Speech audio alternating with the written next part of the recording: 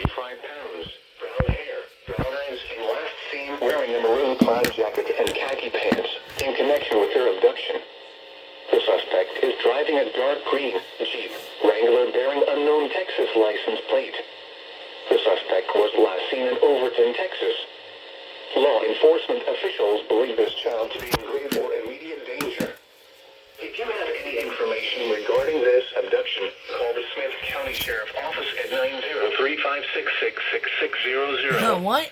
News media point of contact is the Smith County Sheriff's Office at 903-566-6600.